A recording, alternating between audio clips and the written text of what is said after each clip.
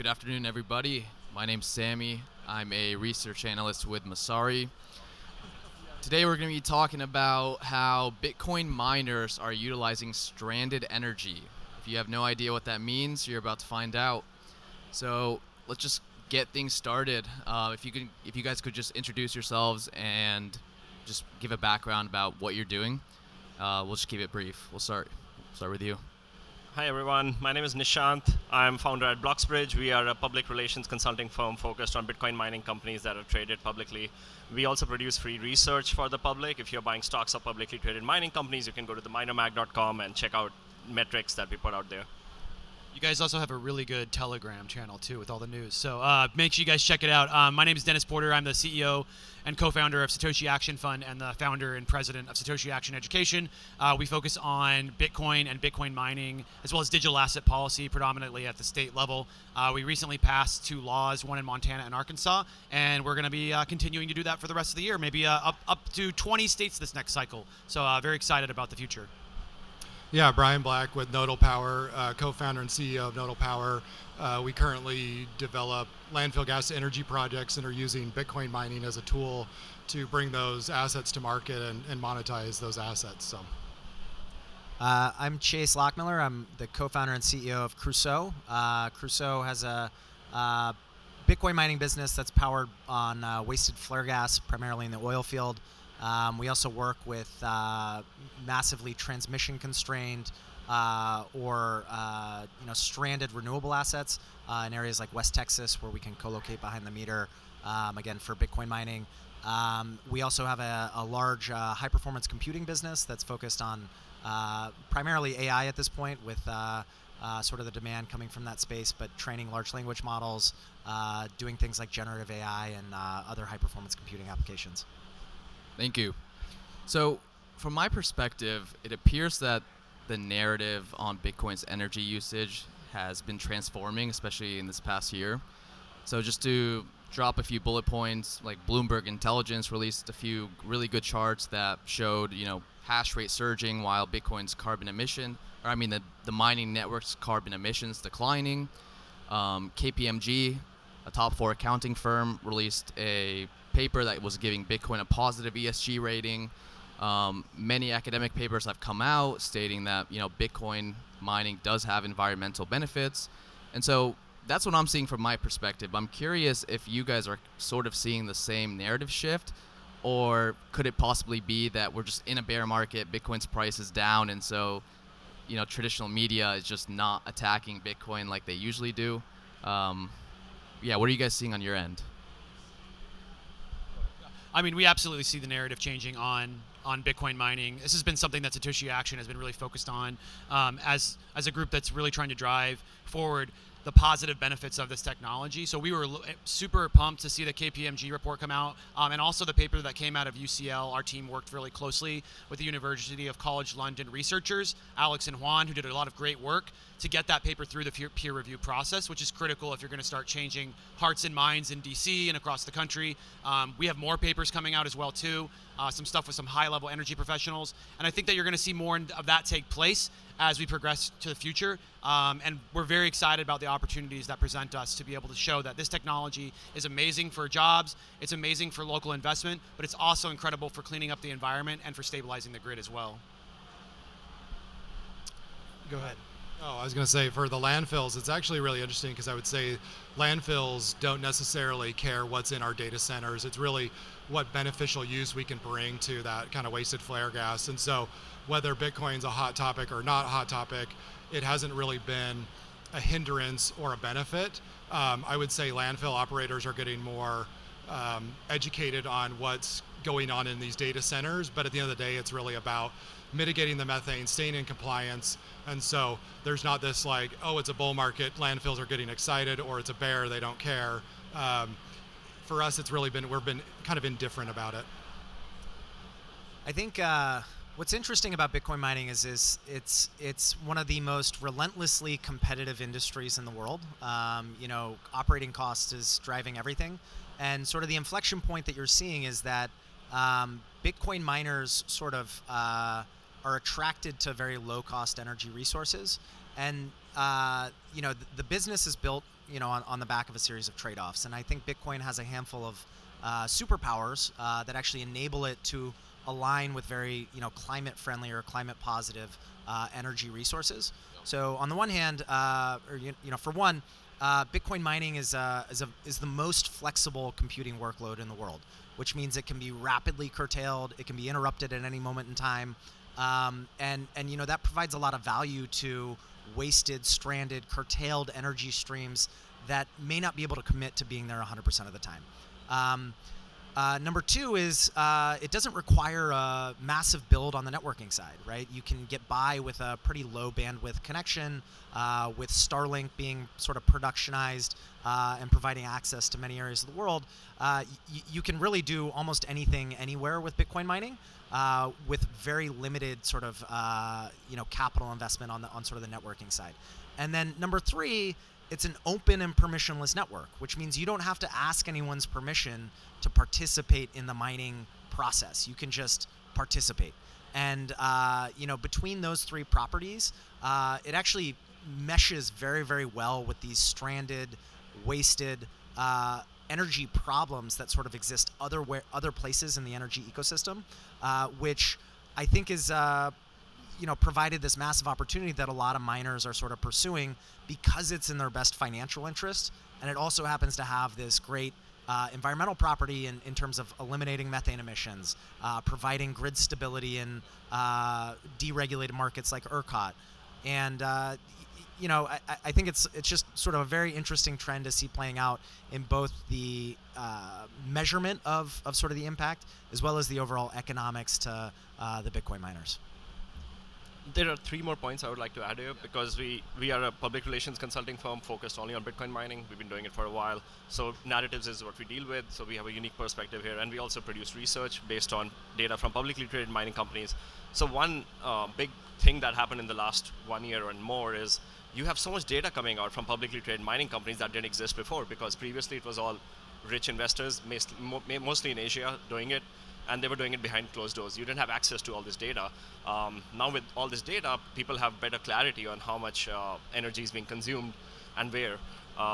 Before, people were making assumptions based on various other factors that you see on the internet about Bitcoin.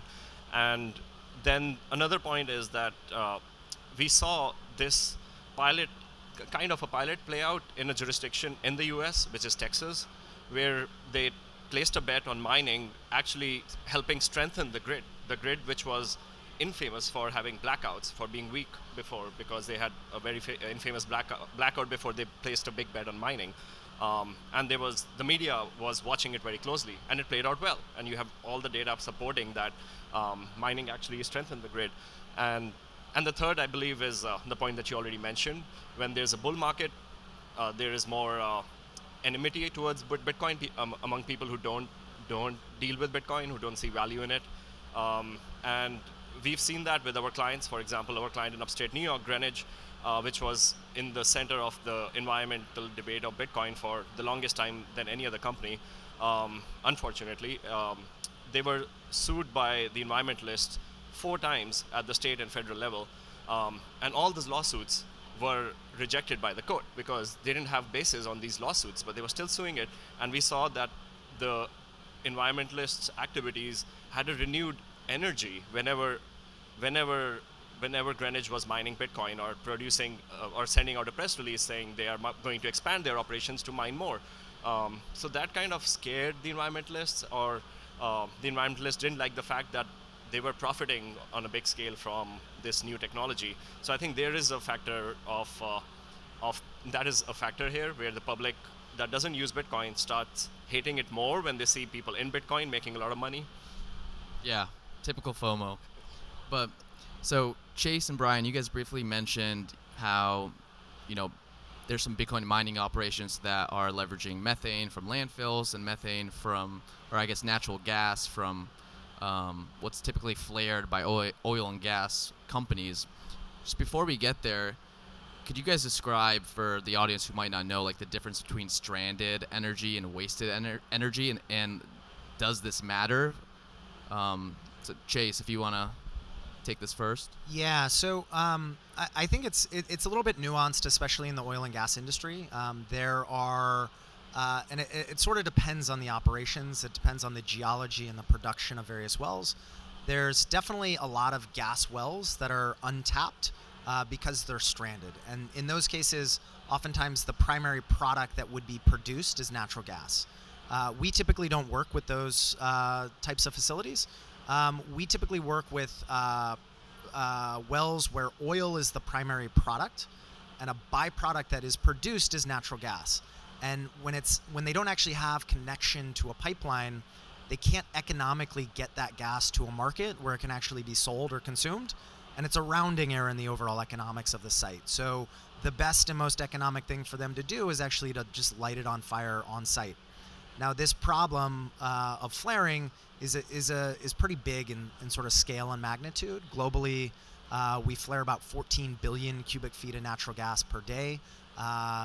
Putting it in the context of power, you could generate about 65 gigawatts of power from that, which is, call it 6 times the size of the overall Bitcoin. In the US alone, or? No, that's globally. That's globally. From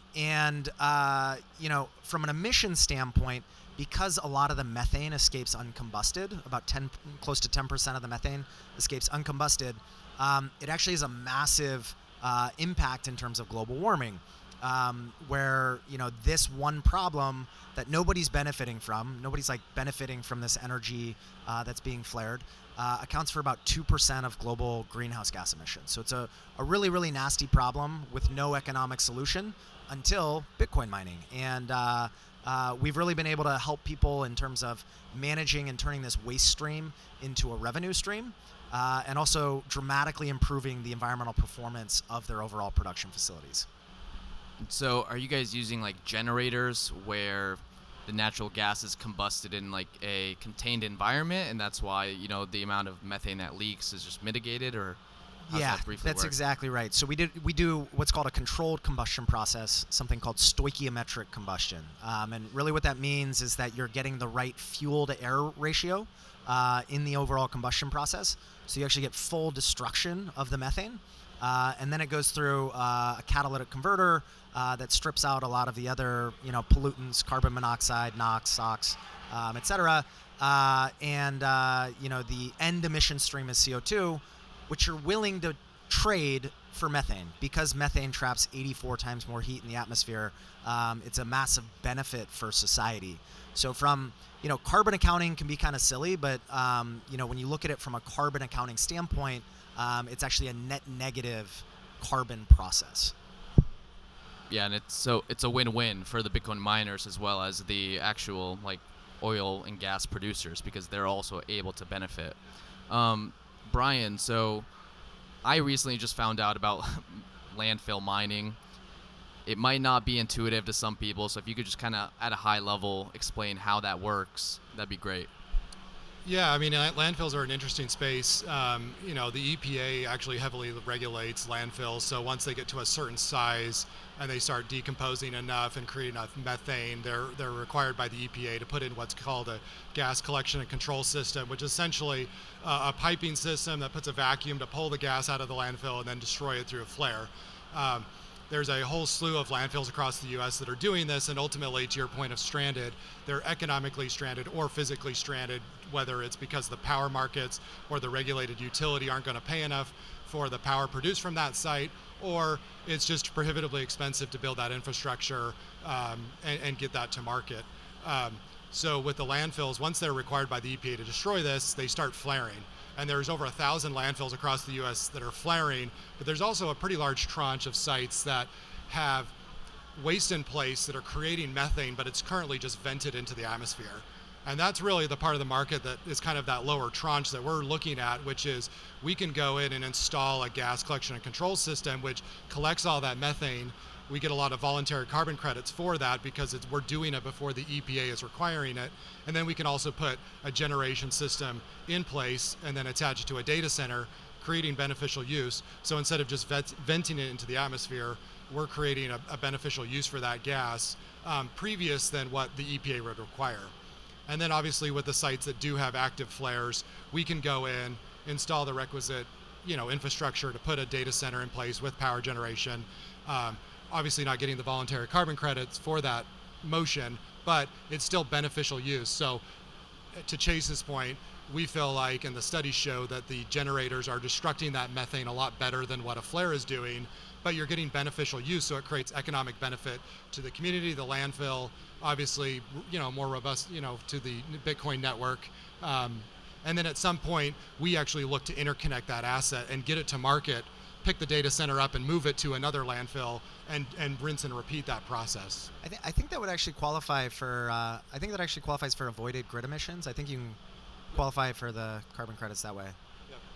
I mean, one thing I wanted to highlight here, for those in the room that aren't aware of like how the hell a Bitcoin miner is getting carbon credits, you have to consider that everything in the environmental realm is based off of carbon. So the unit of account, we say the unit of account in Bitcoin all the time. What is the unit of account? Well, the unit of account in the environmental space is carbon. So anytime you combust methane, because it's the net impact is equated in carbon. Everything is communicated that way. But the really interesting thing about this, the fact that you can kind of sort of convert everything to carbon as the unit of account, is that eventually, once we get enough of this, and we want to see a lot more of Nodal and a lot more of Crusoe, and there's others in the space doing this, is you can drive a carbon reducing impact to the point where not only the Bitcoin network can become itself carbon neutral, it can actually become a carbon negative, and it can have like reducing carbon globally for everybody. So a lot of people talk about how Bitcoin and Bitcoin mining is using too much energy. It's like, well, if it uses enough energy, we might actually be able to have a net positive impact on the climate. Yeah, that's a great point. Yeah, agreed. So just continuing on that, is flared gas mining and landfill mining, is that being done outside of the U.S. or is this something that's being done globally? So I know recently, like the UAE and Oman have gotten involved in mining. Nishant, do you know if is this taking place within the U.S. or is this is this happening globally? I believe Chase would have better insights here because Crusoe does have a deal with governments in the Middle East, and they're working there. Let's hear it. Yeah, so we do have some international operations. One area where there is tremendous flaring that we've installed an international project is in Argentina, an oil field there called the Vaca Muerta. Again, it sort of is one of these areas where oil is the commodity that is of interest to produce. Gas is a byproduct. There's no local use for it, and so flaring is sort of the natural alternative, and we've been able to sort of help with some flare mitigation in the Vaca Muerta. We're also doing a project in the Middle East, and we've sort of, have some great strategic partners in the Middle East. The Sovereign Wealth Fund of Oman, OIA, as well as the Sovereign Wealth Fund of the UAE called Mubadala are both investors in Crusoe, and they've been helping us sort of get projects off the ground with some of the local oil and gas companies there. Yeah, and in terms of the landfills, landfill gas energy developments have been going on since the 80s. The first one was actually here in New York, and then Southern California was another large deployment. But one thing that Nodal did that we actually think we were the first in the world was to do a off-grid landfill gas to data center deployment. Landfill gas has a much lower BTU or horsepower content than natural gas, and it's also variable based on the waste in place of the landfill. So something that we had to engineer, and it took a while, was to figure out how to run at a steady state a generator to power up a data center and be able to fluctuate with the fluctuations in landfill gas. So as far as we're concerned, we kind of were innovative in that off-grid space, but we are looking internationally to the point I made earlier, which is how can we look at other countries that maybe don't have the type of waste practices that the U.S. does and help them figure that out, and also look at how we can monetize a landfill that's then going to produce gas, because right now most of them are just open pits venting methane into the atmosphere. What can we do to come in and start incentivizing different waste practices, which then allow for monetization of that gas and destruction of that methane? Everywhere there's garbage, Yeah. there's turns out there's garbage all over the world. So yeah, it's a big problem. You may see more experiments happening in the U.S. because, like we were discussing backstage, like in other countries, utilities are mostly owned by the governments or the states. But in the U.S., there's so much playroom for private players. And one thing we haven't really highlighted, I know we got the methane guys here, and that's critical, and that's a very near and dear to my heart, very near and dear to our research team's heart. But there's also the component of renewable energy as well.